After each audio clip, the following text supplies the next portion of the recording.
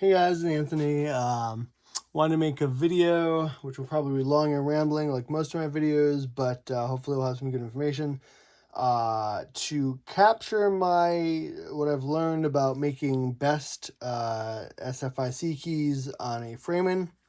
I found myself with a little end of year, beginning of year project for a small SFIC system, and everyone kind of agreed that the ideal way to cut these keys is to use a blue punch, but I found that those were backordered 6 weeks, and that didn't really meet my timeline. So I said, well, I do have a framing key or framing machine, so maybe I could cut it with that. So I opened my manual and found basically this section and said, whoa, that's a lot of stuff there, and kind of thought maybe this is not meant to be done, but I don't know. I said, well, there's instructions here, so presumably you can do it. So let's see. So just as a note, the SFIC stuff has different keyways. They all have different shapes. And the one that I ended up with was a Q. There's a little Q sometimes, or a little letter sometimes stamped back here, maybe even on the side, I don't know. But somewhere on the core might be stamped the QA. Doesn't help you if it's in the door. If you have a key from the system or the building, often they will have the keyway letter stamped in one of the keys. In this case, it's Q. And then there's also resources online to help you if you're not sure what it is. You can basically take a decent picture of the front and then go look online at different pictures. CLK Supplies had a video. There's other resources. I'll try to remember to link some of those in the video description. But yeah, so I ended up with the QA. So I had to order a bunch of those keys and a bunch of cores. But so let's see. So my first note when cutting a different kind of key, or the first thing I think about is what kind of cutting wheel do I want to use. So the framing comes with an 8445. I've written it. You probably can't see it, but it says FC 8445.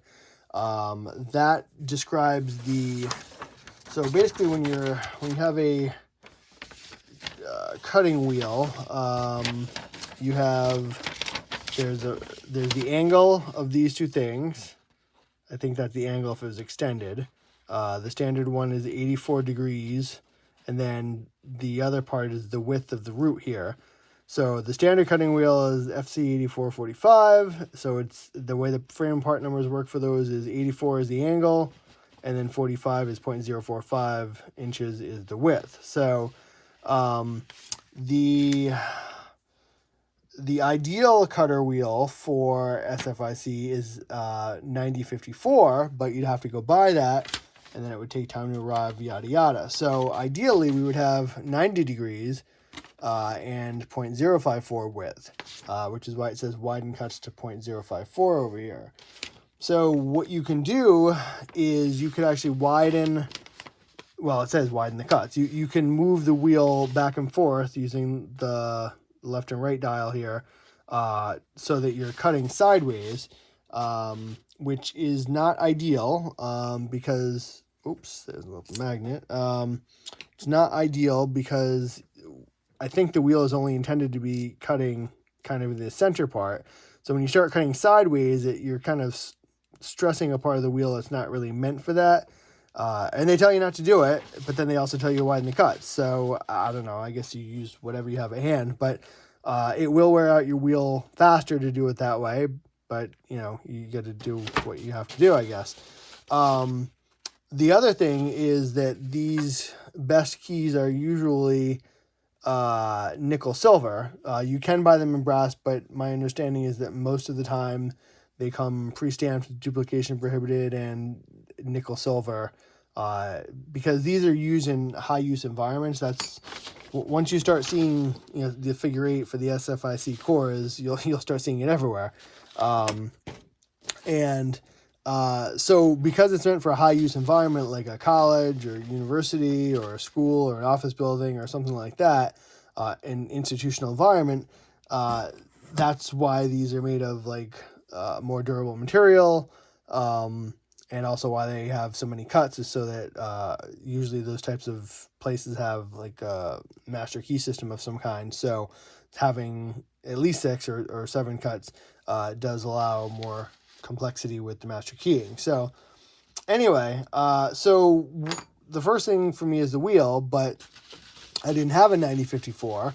I had the 8445, but I also had a thinner wheel, but the angle was a little better because in the ideal world, you'd want 90-degree angle and 0.054 width. You can account for the width by moving the wheel left and right with the caveat that it wears it out faster, but you can also, let's see, you can't change the angle, but I had an 87, and I said, well, 87 is closer to 90, so why don't I use that wheel? And also, since I cut a lot of keys with this is what's kind of in my head as far as where to move the wheel back and forth. So the way that you figure that out is, well, with the standard wheel, so you want to get to 0.054, and you have 0.045, so you just do the math. So it's 0.054 is where you want to be, 0.045 is what you have, that's the difference of 0.09 that you need to make up, but you want to make it up evenly on the left and the right, so you divide it by 2, in this case 4.5, and then you move the wheel plus 4.5 and minus 4.5. And by 4.5, I mean the little lines on the wheel, which I think are thousandths. So, yeah, but for me, I had an 8735, which I'd used for some file cabinet keys, I think, and I liked the 87, was a little closer to 90 than 84, so I said I'll move it left and right a little bit longer. So I did the same math. 0.054 minus 0.035 was 19, 0.019 to make up. So I divided by 2, and I got 9.5 on each side, actually. So, and I wanted to, I wanted to show just the angle and the root depth is the root width is most obvious on a quickset key because it's so freaking wide that that is, you can really see it here, just the width of the cut. See, this is a 90-90, so it's quite wide. It's 0.09, and then the angle is 90. So anyway, so let's see. So I addressed the question of the wheel. I chose the 8735 because I want to get as close to 90 as possible on the angle, and then I can widen it. I determine how much to widen it, and then there's this issue of the narrow side of the vise. So, narrow side of the vise. I said, what do you mean narrow side? There's the vise. What's this narrow side stuff? So I looked around. I looked for a video. How do I use the narrow side of the vise? I figured maybe I have to turn it around somehow. No help. So somehow or another, I eventually figured out, I'm not exactly sure how, but I eventually figured out that what you do to turn the vise around from the normal side to the narrow side is you keep going, and then the handle falls off, and then so if you just turn this around, it's not right because you're only doing half of what you need to do. So you might think when you do this that that's all you have to do, but then they'll be mismatched because this is thicker than this. And you don't need these little bars because there's no shoulder to hold on to. So not only do you have to turn this around, but you also have to turn the base around. So the way you do that is you just also carefully lift that up. So you turn that around, turn the base around, and then turn the top around, which I'm doing carefully over here. And then put this little thing back on, which I'm sure has a technical name I could find in my manual. But anyway, so do that, and then you check that you did it right by checking that the top and the bottom are flush when you press it down, and they are in this case. They're not mismatched. So you get both sides, and then you just put this back on, and voila, you are now using the narrow side of the vise. So I want to change my wheel to the 8735, just because that's what I was using before. So I have a separate video on how to change these wheels, because that also was not easy and for me to figure out the first time. And then, so I'm going to do that now and try to speed that along. And then, yeah, so come on, get out of there. You can do it. All right. So we'll put that away. And then we will put that, all right, 8735. Where are we going? All right. Okay, I think that's both the same side. All right. And let's see. And then tighten it, but not crazy. Tight, but not insane. So, just like plumbing, I guess. Let's see. All right. Oh, come on. All right. Okay. Seems tight, but not insane. Good. All right. So, use narrow side of vise. Done.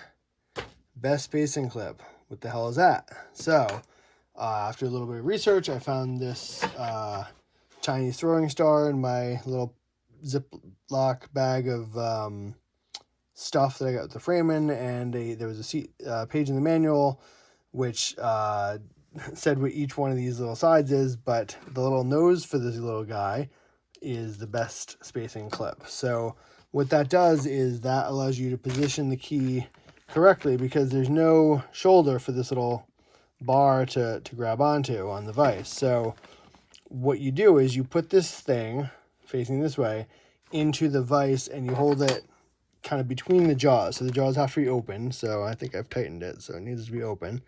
And then it's coming in from the left side. And so if this is the jaw, my fingers are the jaw, then this will end up going between them. And I'll hold it, I'll press it against the left side of the vise, and then this is between the jaw, or the jaws, the top and bottom of the jaws. And then what I'll do is I'll slide the best key from the left till it reaches this best spacing cleft, little, what I'm calling the nose. And then I'm going to press down with my index finger and kind of down and to the left, so it stays like this. And then with my thumb, I'm going to start to tighten the jaw as much as I can. I can't get it truly tight with my thumb, but I can tighten enough to kind of hold the key in one position, and then I can finish up the tightening with my fingers when I can remove the spacing clip. So let's do that. Set blank, offset against clip, and tighten vise. Yes. So what I am going to do, so let's see. First, I'm going to put the little nose in between so I've loosened this up, so there's a gap now between the top and the bottom. I'm going to put this little nose in between the top and bottom and the gap. I'm just moving up and down to show you.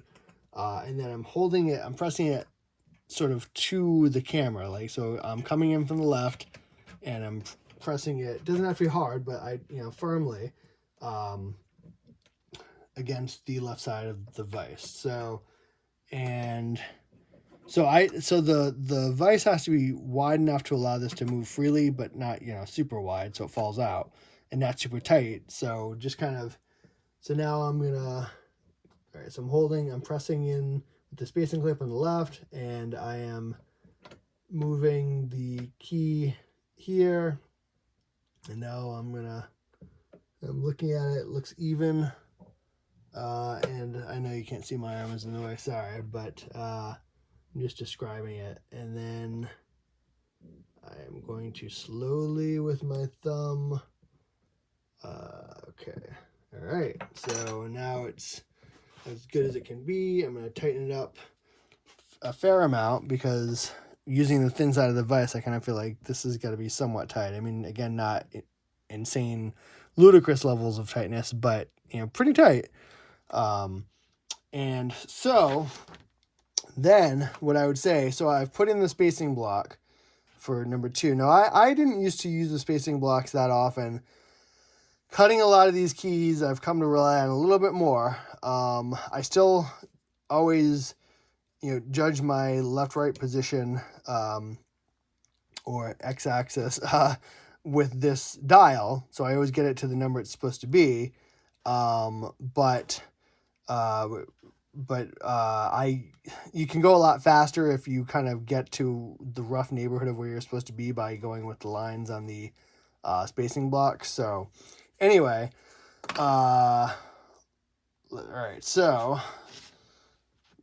what I found is, okay, so this is, SFIC stuff is always tip to bow, so always the end of the key. Oh, look, another key. It's always the end of the key to the head of the key. So here going that way. So 1, 2, 3, 4, and the 6th or 7th is toward the bow here. Let's see. I think I originally started to make my cuts here, and then I was working my way out, and that's all well and good. So I guess I was starting at 7 and then working backwards toward 1. But I had a few keys where there were some deep cuts at the end, and so what I discovered was that if you have deep cuts at the end, that you are more likely, sometimes they would bend. What would happen is, so I made this 9, and when I was making this 9, I heard a sound that was different, and this whole side of the key bent.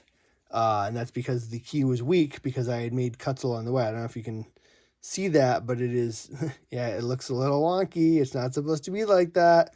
So that probably won't even go in the keyway. If it does, it's not good. Come on. It won't even go in, no.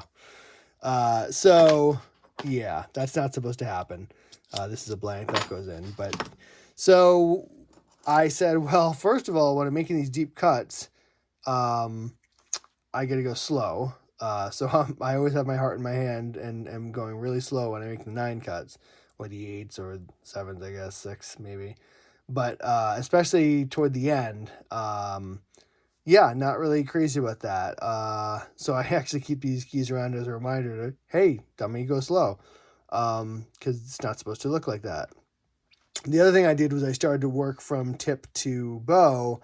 The idea being, if you're going to make a deep cut, at least you have the rest of the key that's still present and strong. I think the challenge with this was that I was going this way, and this was already weak. So it just, it's not really ideal. I did have some keys later that did bend a little bit, but I was able to kind of straighten them out in a vise, a bigger vise. I didn't like that. Wasn't crazy about it, but they did go in and out of the lock and turn it. I think it just, it's not really ideal to be cutting these keys with this kind of downward turning wheel. But I don't have a blue punch yet, so this is what I'm left with. But anyway, so yes, so that is, so let's see. So I'm going to start right now. I'm on position 1.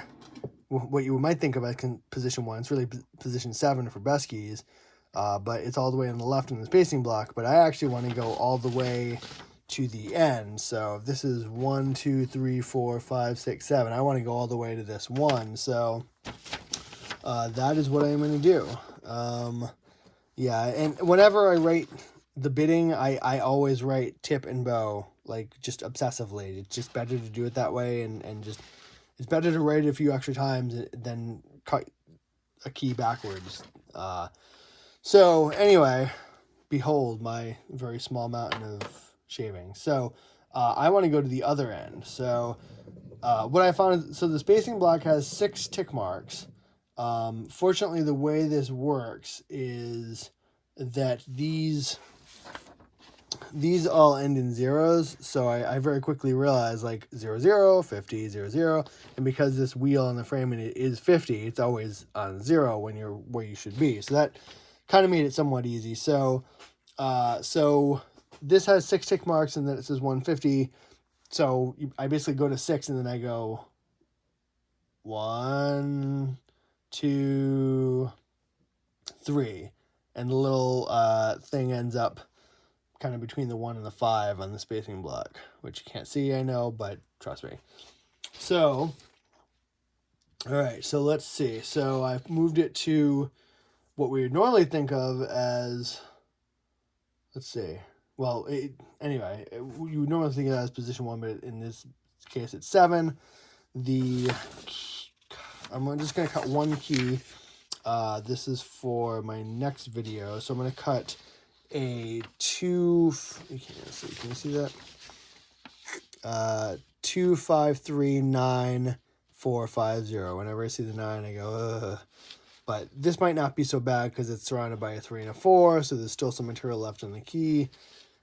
Again, you know, after bending a couple of keys, I became very skittish about that, but I'm using what I have available to me. So I am going to cut, again, obsessively right, tip and bow all the time when using SFIC stuff. So I'm going to start out at the end, furthest along the key, what will effectively be down here with the 2, and then work my way toward the bow. 2, 5, 3, 9, 4, 5, 0. Yeah, and you know, I didn't want to have to do any editing of this video, but it will take me, I found that it was taking me 10 to 15, yeah, like more like 12 to 15 minutes a key, especially when at the end I'd have to I find that my deburring thing only works when the shavings are kind of picked out manually, and it just does kind of cleanup work. So I cut the key, then I have to sit there with my fingernails or dull razor blade or whatever and kind of pick out the little shavings, and then finish it up with the deburring wheel. So anyway, I'll do this cutting, but it does take a while. So are we even gonna, you know what, maybe I'll just do one cut and then finish it up later, because then I don't have to do any editing. I kind of like the idea. So let's just do what's the first cut? A 2. A 2 is great because it's not that deep. So am I plugged in? I am not plugged in. So let's see, where is the plug? Plug is, okay. All right. So we're in, we're tight, we're on the correct side of the vise. We got the wheel that we want, it's tight. I think we are good. So let's just do one cut and then I can end this video without any editing. And yes, and then I'll finish it up for the next video. And the reason I want to do this is that it's, when you're pinning a core, it's nice to be able to test the pinning before you cap it. So usually the better order is to do keys first and then the pinning, if you can. So anyway, all right, let's kind of... All right, so we're in the right position, and 2. So what's our 2? 2 is 0.294. So we go up to 300. Let's see, so we're at 300, down to 90, and then over to 4. So 0.294. Okay, yep, 0.294. And so now we're going to plunge.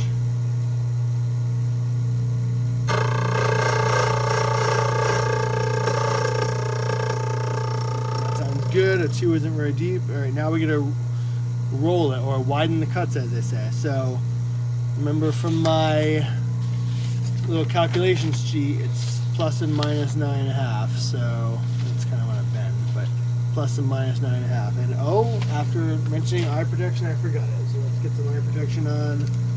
That was dumb, but fortunately no eyes were harmed in the making of this video. Alright, now I wear glasses anyway, but still should have eye protection. So we're going to roll it ahead. Not so bad with the 2. Kind of sucks with a deeper cut, but plus 9.5, then back to where we started. Then this usually is a little more painful. So carefully roll it back. You can go a little faster in the shallower cuts, but on the deep ones I do recommend taking it slow.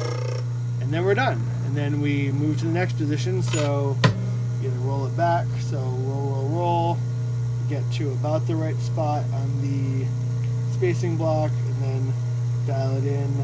You know what, let's see. The next one is a 3, No, the next one's a 5. Alright, I swore I wouldn't make you watch me cut this whole key, so I will end it here, but those are my notes on how to cut a best key with a Framon. I think that's everything. So if any questions, let me know, and I'll try to put helpful links in the description. So thank you, and I will see you in the next video where I'll talk about capping and use these keys that I'm going to cut right now. Thank you.